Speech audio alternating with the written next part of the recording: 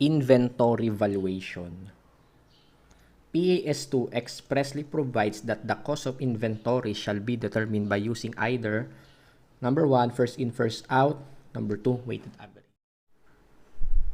The cost of inventories that are not interchangeable and inventories that are segregated for specific projects shall be determined by using specific identification method.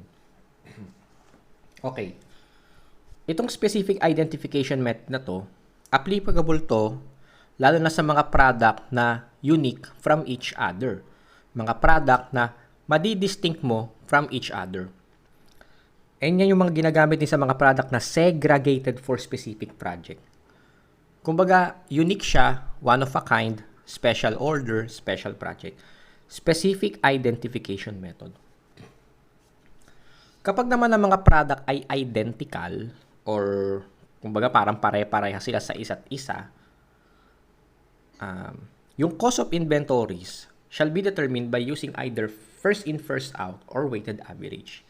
Kasi kung hindi mo siya gagamitan ng cost flow, kapag hindi mo siya gagamitan ng cost flow like Fifo or first in, first out or weighted average, walang flow yung paglabas ng inventory mo. Kumbaga, basta ka na lang kumukuha para ibenta. Kumbaga, pag bibili sa yung customer, then basta ka na lang kukuha sa product mo, parang random na pagkuha sa product mo, yun na yung ibibigay mo sa customer mo as product.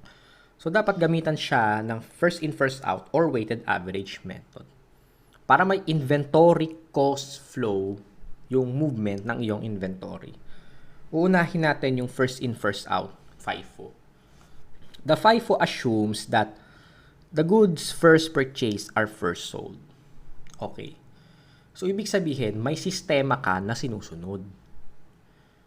The goods first purchased, so yung mga una mong biniling product, yun din yung mga una mong ibebenta na product. Meron kang sinusunod na system. First in, first out. May sinusunod ka na cost flow.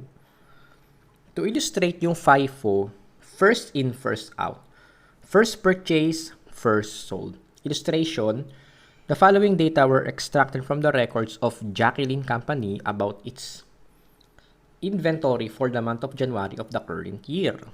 Ang requirement, inventory as of January 31 and cost of sales for the month of January using FIFO method. Okay, magde-determine tayo ng ending inventory at cost of sales using FIFO method. So, ibig sabihin, merong flow yung inventory natin. FIFO method. Paano kaya yun? Okay, gagawa tayo ng inventory cost flow. We have date. Then, dito yung purchases. Kapag naka-parenthesis, meaning purchase returns. Then, dito naman sa kabila yung sales. Then, kapag naka-parenthesis, meaning sales returns. And yung balance. Then, sa bawat ilalim ng purchases, sales, and balance, lalagyan natin siya ng units. Then, unit cost, UC, total cost. Ganon din sa sales, units, unit cost, total cost. Ganon din sa balance, units, unit cost, total cost. Okay. Date, January 1, beginning balance. Lagay natin dito. January 1, 2021. Sige, lagyan na natin ng taon. 2021. Balance is 16,000 units. Unit cost, 140. Total cost, 2.24 million. Next transaction, purchase January 5, 2021. Purchases ay 4,000 units. Purchases at 150 per unit. That is 600,000. So, ang balance natin, ngayon, sa paglalagay ng balance, i-carry over lang natin itong beginning inventory. Ayan, kinopya lang natin. Then, saka natin ilalagay ito sa ilalim ng beginning inventory. 4,000 at 150, 600,000. So, meron na tayong dalawang unit cost ng inventory. So, may inventory tayong 16,000 at 140 at yung 4,000 at 150. Okay, nagkaroon na ng sale. So, nagkaroon na ng sale transaction ng January 10. 15,000 units. So, paano natin kukumputin yung cost ng sales ng January 10?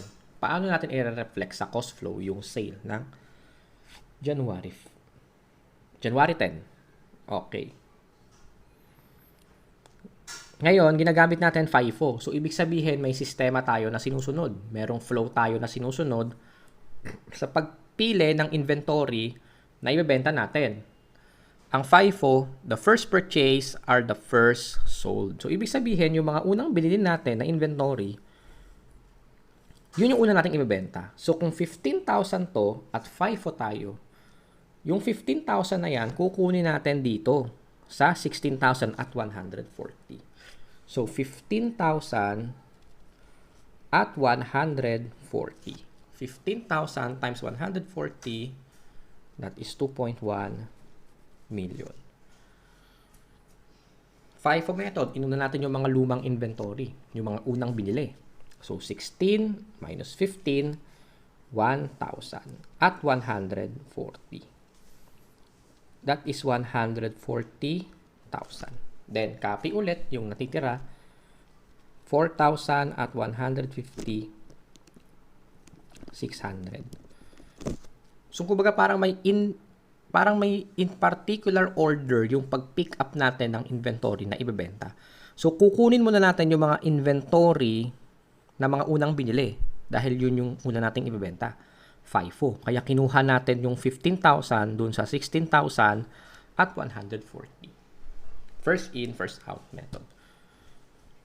Next natin, January 15, purchase 20,000 units. So, January 15,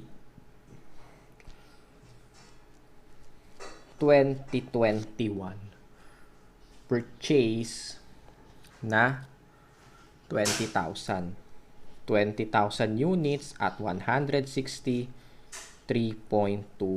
million. Then, guhitan lang muna natin ito.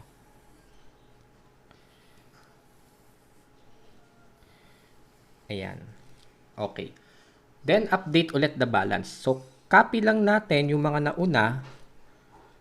Carry forward lang natin 1,000 at 140. That is 140,000.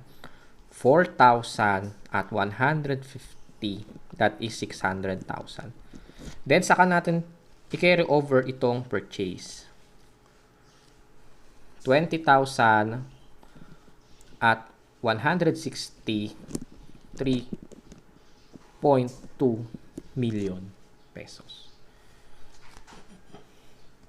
Okay, next transaction, purchase returns. So, dito natin siya ilalagay. Purchase returns. So, January 16, 2021. Okay, January 16, 2021. Purchase returns. 1,000. Siya ay negative. Kasi kabawasan yan sa purchases. Kaya nakapababawas din siya dito. Purchase returns. 1,000 at 160, that is 160,000. Then, update ulit si balance. We have 1,000 at 140. 140,000. Okay. Then, yung 4,000 at 150, that is 600,000. Then, i-update natin itong purchase return na nangyari, which is pertaining daw sa 160 unit cost. So, pertaining siya sa purchases ng 20,000 at 160. So, 20 minus 1, that is 19,000. At 160, 19,000 times 160, 3,040,000. 3,040,000. So, natapos tayo sa January 16 purchase return. Susunod natin, sale transaction na. So, tutupiin ko na lang muna itong ating cost flow para mas makita natin yung kung paano natin gagawin yung pag-reflect ng 8,000 na sale dito sa ating cost flow. So, tinupi ko na lang muna yung mga past na details ng ating cost flow. Okay. January 25, sale, transaction. So, 8,000. Again, FIFO method tayo. So, meron tayong flow ng pag-pick up ng inventory na ating ibebenta. The first purchase are the first sold. So, sa 8,000 na yan, yung 1,000, kukunin natin dito sa 140 na unit cost. So, 1,000 sales, 1,000 at 140. That is 140,000. Okay. So, ilan na lang to? Nabawasan na natin ng 1,000, no? Kasi yung 1,000 dyan, kinuha natin dito. So, wala na to. Wala na yan. 7,000 pa yung kailangan natin. Now, sa 7,000 na kailangan pa nating ibigay sa customer, yung 4,000 dyan, kukunin natin dito sa 150 unit cost. So, 4,000 at 150. That is 600,000. So, ubus na rin to. Naibenta na. So, 7,000. Nabawasan na natin ng 4,000. So, may 3,000 pa tayong kulang. Saan natin kukunin yung 3,000? Kukunin natin yung 3,000 sa dito sa 19,000 at 116 at 160. 3,000 times 160, that is 480,000. 3 plus 4 plus 1, ang total nila ay 8,000. Which is ito. So, yung breakdown ng 8,000 ay, ito yon, sale. So, update the balance. Ubus na yung mga inventory at 140. Ubus na rin yung mga inventory at 150. So, 19,000 minus 3, that is 16,000 at 160. That is 16,000 at 160 per unit. That is 2,560,000. So, tapos na yung pag-update ng January 25 transaction sa ating inventory cost flow. Okay, next transaction tayo. January 26 sale return. Okay, paano naman kaya pag may sale return? January 26, 2021 sale return. Tapos wala pang sinabing unit cost. Ngayon, kapag walang sinabing unit cost yung sale return, ang assumption dyan is i-charge natin siya at cost before the sale is made. So, dito, ang last sale na transaction natin ay January 25. And yung latest cost is yung 19,000 at 160. Okay, so i-charge natin yung cost ng purchase before the last sales are made. So, 160. So, paano kaya yon? So, ibig sabihin, 4,000. Parang ganito ba ang mangyayari? 4,000 tapos at 160. 4,000 times 160, 640,000. Then, pag in-update natin yung balance, magiging 20,000 at 160. Then, 3.2 million. Ganyan ba yung mangyayari? Kasi, kapag hindi binanggit yung cost ng sale return, ang assumption, i-charge natin yung sale return at cost na based dun sa latest purchase before the sale is made, which is 160. Actually, tama lang naman na charge natin siya sa 160. Pero, hindi na natin pwedeng ibalik ito at 20,000 quantity. Kasi remember, yung purchases ng 20,000 at 160, nagkaroon ng purchase return na 1,000 at 160. So, net purchases nito at units is 19,000 lang. So, ibig sabihin, hindi dapat 4,000 yung charge natin at 160. Dapat 3,000 lang. 3,000 lang dapat yung charge natin.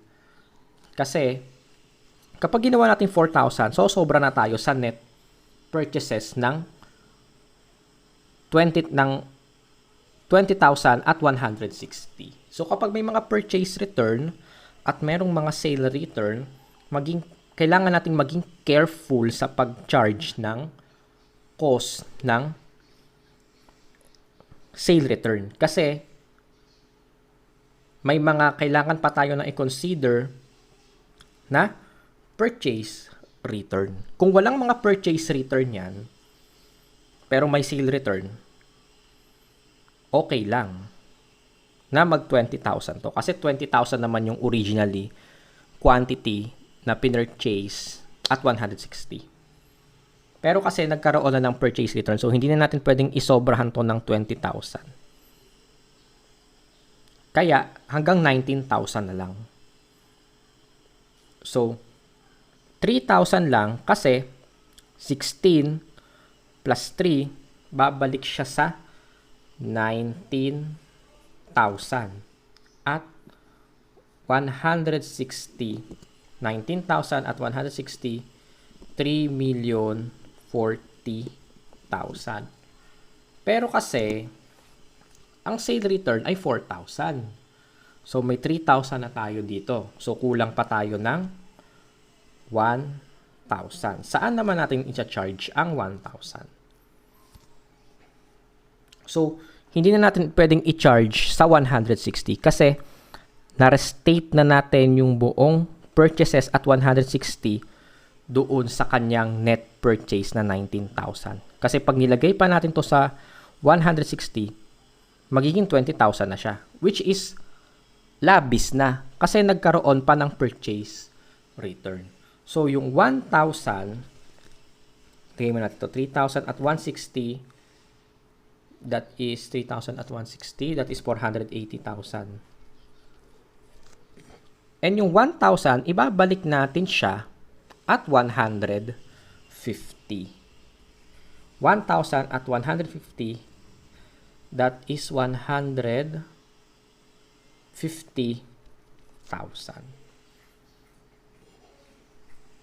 So, i-update natin yung balance, then magkakaroon ulit tayo dito ng 1,000 at 150, 150,000. So, ganyan siya. Again, kapag may sale return, i-charge natin siya at cost na latest before the sale is made. Pero, kailangan nating maging careful sa pag-charge ng cost, lalo kapag merong mga purchase return na given. Kasi doon siya nagkakaroon, kumbaga, ng special na computation, kumbaga, wherein may mga kinoconsider pa tayo na net purchases. So, tapos na to. Then, next natin, January 31. January 31, purchases. So, 30,000 at 150, that is 4.5 million. Then, update si balance. Forward, the 1,000 at 150, that is 150,000. 19,000 at 160, 3.04 million. And yung last purchases natin, 30,000 at 154.5 million. Hindi natin pwedeng paghaluin yung dalawang 150 na yan. Hindi natin pwedeng pagsamahin yan. Kailangan pa rin natin paghiwalayin yan. Kasi, first in, first out method. The first purchase are the first sold. Kapag nilagay natin yung 150 dito, or kapag pinagsama natin yung dalawang 150, magkakamali na tayo kapag nagkaroon ng sale transaction. Kasi, macha-charge natin as cost of sales yung 150 pesos na binili lang nung January 31. Makukuha natin ito agad kung pinagsama natin itong dalawang ito kapag nagkaroon ng sale transaction. So, next transaction, wala na. So, tapos na. Okay, masasagutan na natin ang question number 1. Inventory as of January 31. So, anong sagot doon? Pagpa-plus-plusin lang natin to. 150 plus 3,040,000 plus 4.5 million. That is 7,690,000. 7,690,000. So, ang sagot natin dito, 7,690,000. Cost of sales for the month of January. Okay. Cost of sales. So, cost of sales. Paano kumpitan ng cost of sales? We have beginning inventory at 2.24 million. Add net purchases. So, paano na-compute ang net purchases natin? So, 600,000 plus 3.2 million minus 160,000 kasi purchase return. Plus 4,500,000. 600 plus 3.2 plus 160, minus 160 plus 4.5 million. That is 8,140,000. Total goods available for sale, 2.24 plus 8.14 million. That is 10,380,000. Less ending inventory na na-compute natin sa question number 1. 7,690,000. Cost of sales for the month of January, 10.380 million minus 7.690, 2,690,000. Okay. Or, pwede rin makompute siya through inventory cost flow na ginawa natin. So, ang gagawin natin, para makompute lang yung cost of sales, titingnan lang natin itong sales section ng ating cost flow, then pag-add-addin lang natin itong total cost. 2.1 plus 140 plus 600 plus 480 minus 480 minus 150. So, pagtototalin lang natin ang lahat ng total cost dito sa sales section ng ating inventory cost flow.